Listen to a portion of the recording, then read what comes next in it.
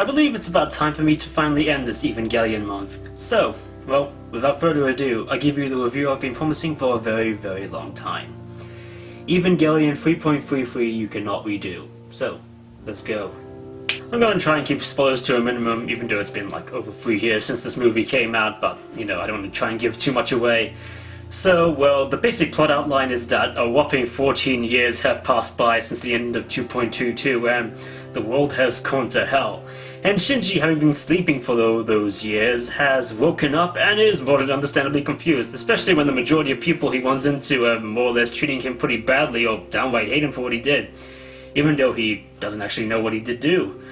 And it's through this isolation and confusion that Shinji, well, ends up making a relationship through all of this. A friendship with a certain person named Kaoru, who offers him a chance to, well, fix up his mistake and explain to him what exactly really went down during those 14 years. And, well, things aren't going to be that easy. And with Gendo's plan going down the way it is, things are going to get a lot more worse before they get better. Oh, really. The characters and plot of 3.33 are rather hard to pin down. Mostly because we're pretty much seeing everything that's going down from Shinji's perspective, so we're all equally as confused as he is when he sees certain things or gets confused about certain revelations and so forth. And, well, everything else we can't really make sense of. I mean, Gendo's plan is even more convoluted than before, and all the characters' actions are kind of just focused on, well, certain events going on. This is all taking place during the span of a couple of days. So we can't really get a full grasp of everything that's went down, especially during the time skip of 14 years and what went down during those years. And, well, everything we see in this film is completely new material, and what we saw in the preview for this movie at the end of 2.22, none of it appears in this movie. And, well, I'm gonna be on the camp that those scenes kind of happen during the time skip. It's still kind of harrowing, especially considering just how much we've been trolled with this movie. Considering that we got a whole poster and trailer of nothing but a piano. I'm not even kidding there. And it's actually relevant to the movie. Speaking of which, the biggest part of this movie is the relationship between Shinji and Kaoru, because that's pretty much the only major part of this movie in terms of character development and plot. And it's a pretty great relationship, and I reckon it's pretty much better developed than it was in the TV show, because Kaoru had no build-up to his appearance in the original series, and he only ever appeared in one episode, which was episode 24. And in this series, well, this series of films, he made an appearance since the very first movie. And so we've got a lot of build-up and foreshadowing to his appearance here, and his relationship with Shinji feels very well developed and pretty natural. He's kind and caring in his own way, and willing to explain things and also help Shinji in his troubles, and, well, try to help him fix up what went down, really. And it's a great relationship, and it's probably one of this film's strongest points. It might even be the film's greatest point, in my opinion. And overall, it's sort of just, well, that's really just it. Everything else we can't really get a full grasp on, especially considering the whole Villa versus Nerve thing going on, and what happened to all the characters whose fates we don't know yet. It's all still up in the air until we get the final movie, whenever that comes out. On the technical side of things, the animation is even better this time. I mean, damn, just the whole fight sequences and character designs, backgrounds, the whole post-apocalyptic vibe they got going on is just insane and just pretty damn great. I mean, wow. Just all those Evangelion fights are insanely just good. Like, even if they are a bit flashy, they're just still damn epic. And the music this time around is even more epic and amazing. I mean, most of the tracks from this film are kind of on my phone. I just listen to them the most. I mean, God's Gift, God's Message, The Wrath of God, they're all great.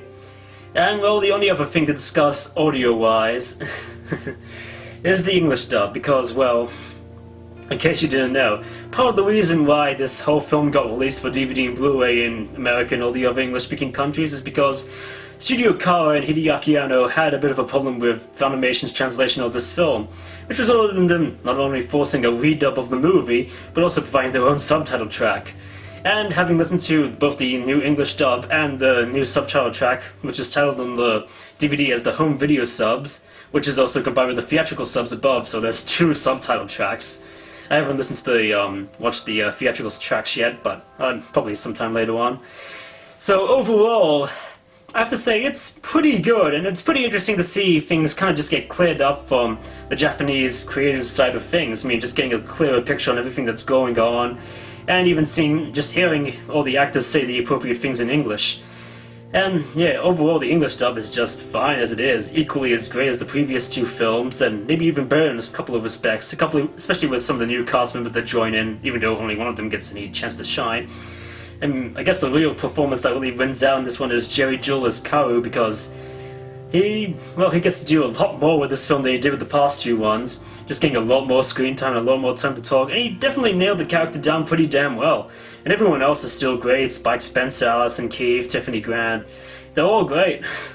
So overall, it's still a great English dub, and I don't know, I probably might have paid off better from this whole redub business or whatever. But it's still definitely worth giving a listen to, and you should definitely try, if you ever get the chance, to watch the home video subs and see what you make of those. So, yeah. Overall, Evangelion 3.33 is pretty damn good, and probably my favorite out of the three movies so far. Sure, some probably hate it for its risky plot choices, like the 14-year time skip, but I overall thought it was interesting, and kind of encapsulates my love for this franchise as a whole. It's so utterly ambiguous, so unforgiving to its audience, and it's just plain insane. And that's what I really like about this franchise. And while this may be a setup for the final movie, which doesn't even have a release date, and all we really know about is its title, 3.0 plus 1.0, yeah, I'm not sure why it's called that either, it's still pretty damn great, and definitely, well, worth the watch. Provided that you watch the original series, The End of Evangelion, and the first two rebuild films too. So, yeah.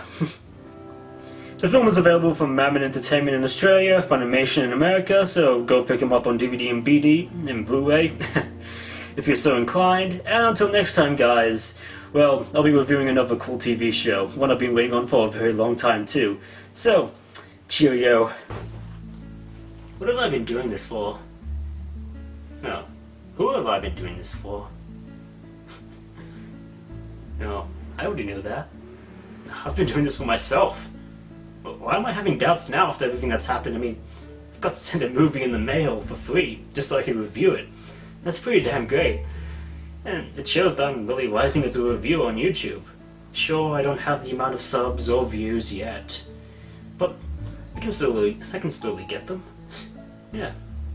No, I've been doing this for myself. Because I want to continue loving myself. I want to continue expressing the opinions that I have, even if people won't agree with me with them. But I can hope they can at least enjoy what I have to say. Yeah, that's right. I love myself. That's why I'm doing this. My life has greater value in some way.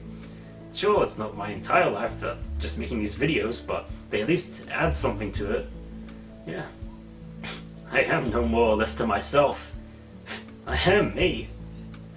I want to be myself. I want to continue existing in this world. Because my life is worth living here. Congratulations. Congratulations.